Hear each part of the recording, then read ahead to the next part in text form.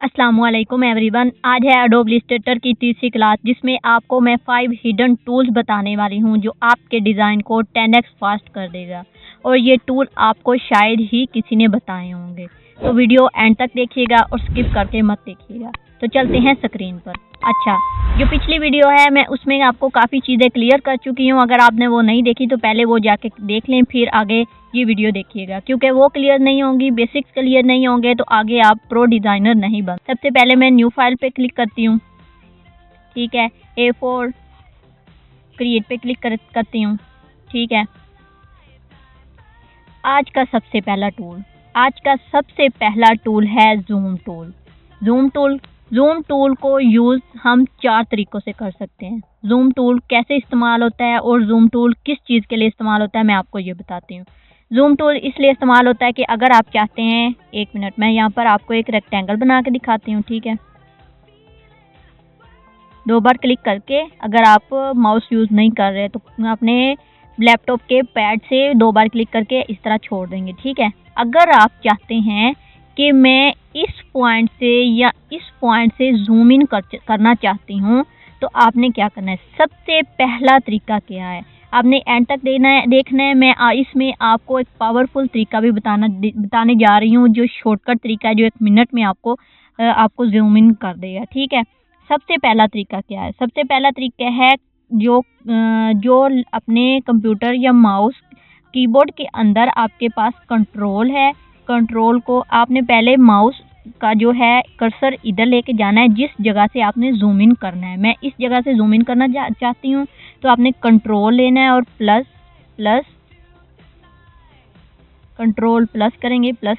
करेंगे, ये zoom in होता जाएगा।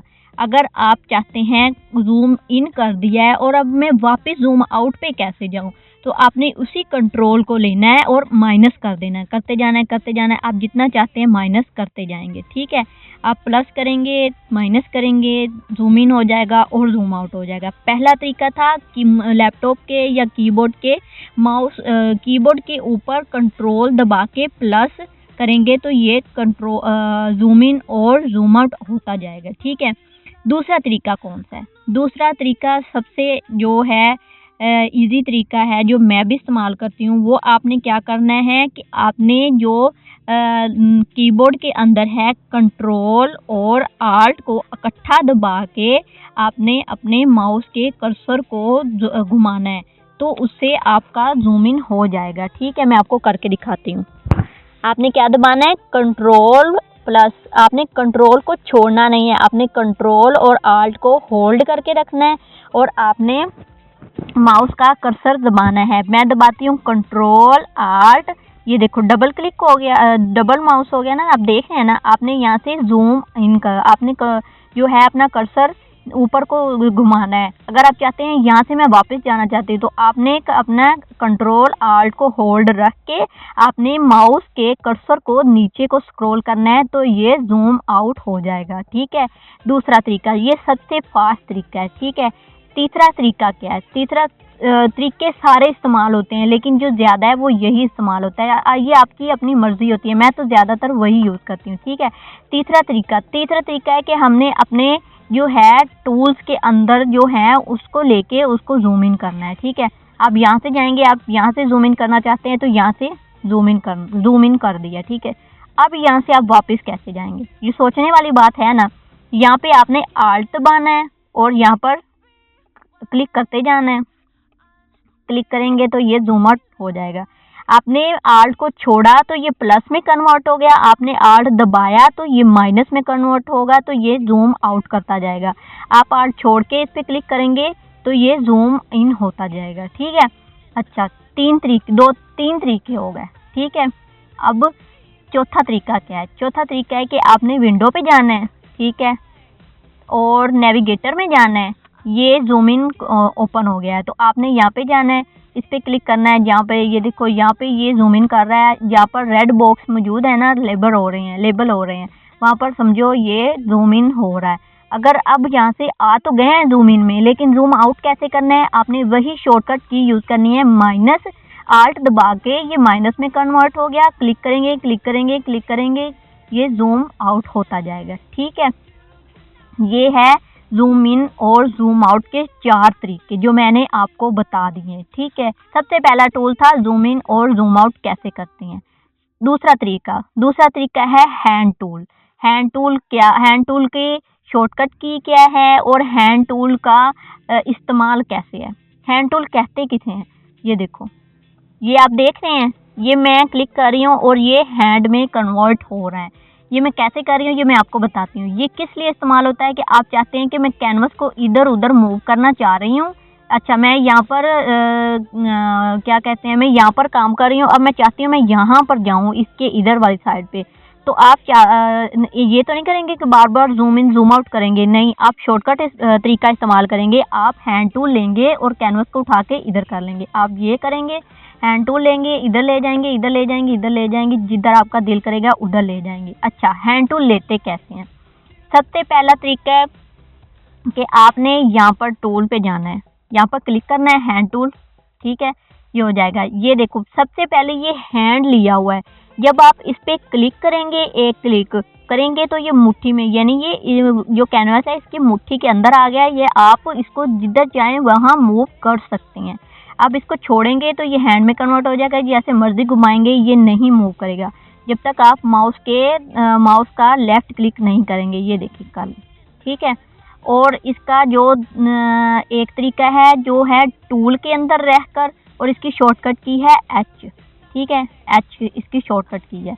और दूसरा तरीका क्या है, जो आपका माउस है और उसके कर्सर जो हम घुमाते हैं, ऊपर नीचे घुमाते हैं ना, उसके कर्सर को आपने एक बार क्लिक करना है। ठीक है, एक मिनट, आपने इसको हैंड टूल को लिए बगैर आपने यहाँ पर कर्सर जो है अपने माउस का उस पर क्लिक करना है और ये मुट्ठी के अंदर आ जाएगा कैनवस। आप जहाँ मर्जी इसको क्लिक कर लेंगे। ठीक है, ये देखो, ठीक है।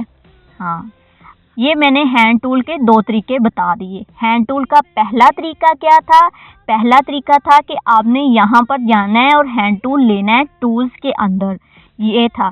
दूसरा तरीका था कि आपने माउस के कर्सर को दबाना है और ये आगे पीछे मूव करेगा। अब हैंड टूल का तीसरा तरीका क्या है, हैंड टूल का तीसरा तरीका ये है, मैं मूव टूल ले लेती हूँ। मूव टूल लिया, अब मैंने माउस का क्लिक भी नहीं लगाया। ठीक है, अब मैं जो कीबोर्ड के अंदर स्पेस बार है, इस पे स्पेस बार को होल्ड रखूंगी, इसको दबा के इसको होल्ड रखूंगी और माउस के लेफ्ट की को दबा के इसको आगे पीछे मूव कर लूंगी। ठीक है, अब आपने ये देखना है कि आपको कौन सा तरीका इजी लगता है। ठीक है, मुझे तो यही 2 तरीके अच्छे लगते हैं कि जो माउस का है उसके कर्सर को दबाएंगे तो आगे पीछे कर लेंगे। कभी कभी कर्सर अगर आपका नहीं काम कर रहा तो आपने स्पेस बार को दबा के रखना है और इसको क्लिक आगे पीछे करके अपने कैनवस को मूव कर लेना है। ठीक है, ये था दूसरा हैंड टूल। ठीक है, अब मैं आपको एक और बताती हूँ।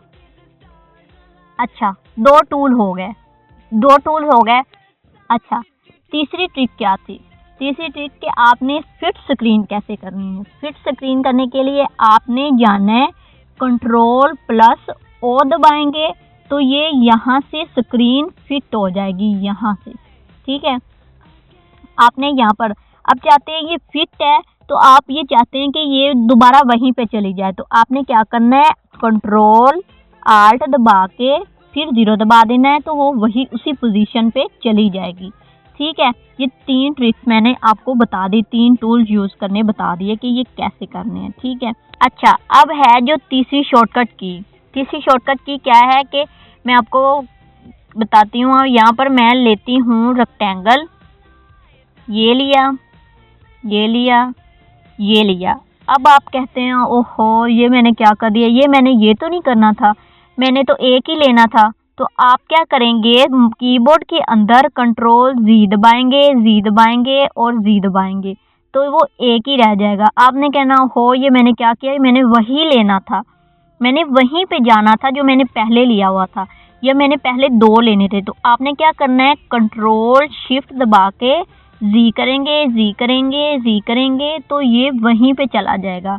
जो Ctrl+Z है इसको कहेंगे अंडू और आगे को जाना और पीछे को जाना, और जो हमने दोबारा रिपीट करना है उसको करना है Ctrl+Z रीडू करेंगे। ठीक है, मैंने आपको जूम इन जूम आउट भी बता दिया कैसे करते हैं, मैंने आपको फिट टू स्क्रीन भी बता दिया कैसे करते हैं, मैंने हैंड टूल का भी यूज़ बता दिया कैसे करते हैं, मैंने अंडू और रीडू का भी बता दिया। अगर आपको अंडू रीडू नहीं समझ लगी तो मैं आपको फिर बता देती हूँ। ये मैंने रेक्टेंगल लिया, ठीक है। अब मैं इस पे कलर करती हूँ रेड, ठीक है। ओके करेंगे। आपने कहेंगे ओहो ये मैंने क्या किया, अभी मैंने तो वही वाइट कलर लेना था। तो आपने क्या करना है, आपने पहले वाला लेना है, तो आपने कंट्रोल जी दबाएंगे, ठीक है। आप जब कंट्रोल जी दबा देंगे, आपने कहना नहीं नहीं ये अच्छा नहीं लग रहा, वो अच्छा लग रहा था। तो आपने क्या करना है, कंट्रोल शिफ्ट दबा के जी कर देंगे तो वो रीडू हो जाएगा, ठीक है।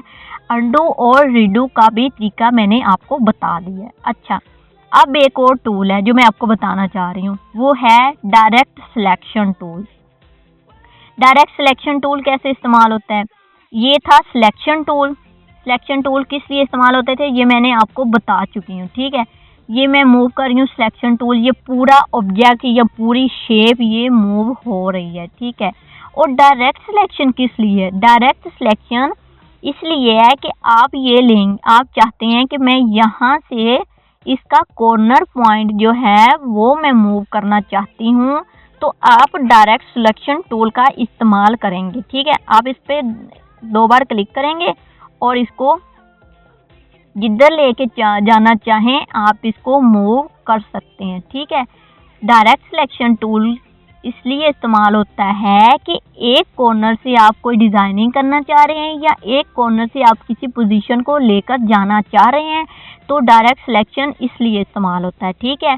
डायरेक्ट सिलेक्शन में हम रहकर हम चाहते हैं मैं इस कॉर्नर को और इस कॉर्नर को मूव करना चाहती हूँ, तो मैं इस पर क्लिक करूँगी, शिफ्ट दबा के इस पर क्लिक करूँगी और यही सिर्फ मूव होगा, इसी के कॉर्नर पॉइंट्स मूव होंगे, ना कि ये वाले कॉर्नर पॉइंट्स मूव करेंगे। सिलेक्शन टूल और डायरेक्ट सिलेक्शन टूल में क्या फ़र्क है, सिलेक्शन टूल में फ़र्क है ये पूरे ऑब्जेक्ट को मूव करता है, ये पूरे ऑब्जेक्ट को मूव करता है, ना कि ये एक पॉइंट को। 2 बार क्लिक करेंगे तो ये देखो कोई क्लिक कर मूव कर रहा है नहीं ना। लेकिन अगर मैं सिलेक्शन टूल लेती हूँ तो इस पर 2 बार क्लिक करके मैं इसका कॉर्नर पॉइंट्स मूव कर सकती हूँ। यही फ़र्क है मूव टूल और डायरेक्ट सिलेक्शन टूल में, कि हम इसको पूरे ऑब्जेक्ट को मूव करवा सकते हैं और इसको हम किसी ऑब्जेक्ट या शेप के किसी कॉर्नर पॉइंट्स को मूव करवा सकते हैं, ठीक है। आज की जो मैंने टूल्स क्लियर किए हैं और शॉर्टकट की जो क्लियर किए हैं वो थी move tool, hand tool, zoom in zoom out, undo redo, fit to screen मैंने शॉर्टकट कीज बताई हैं, और मैंने डायरेक्ट सिलेक्शन टूल बताई हैं, हैंड टूल बताया है, ठीक है। इसका कैसे इस्तेमाल करते हैं, ठीक है। उम्मीद करती हूँ कि आज की आपको वीडियो अच्छी लगी होगी। अगर आपने मेरी पिछली वीडियोस नहीं देखी, सबसे पहले वो क्लियर करें, क्योंकि बेसिक्स क्लियर करना ज़रूरी होती हैं। मैं आगे आगे एडवांस टूल्स आपको बताती जा रही हूँ, एडवांस चीज़ें बताती जा रही हूँ। जब तक आपको बेसिक क्लियर नहीं होंगे तो आप आगे नहीं जा सकते। उम्मीद करते हैं वीडियो अच्छी लगी होगी, तो कमेंट सेक्शन में ज़रूर बताइएगा कि आपको ये वीडियो अच्छी लगी है कि नहीं। कुछ और किसी चीज़ की समझ ना आए तो ज़रूर बताइएगा, मैं आपको ज़रूर रिप्लाई करूँगी और ज़रूर समझाऊँगी। ओके, अल्लाह हाफ़िज़।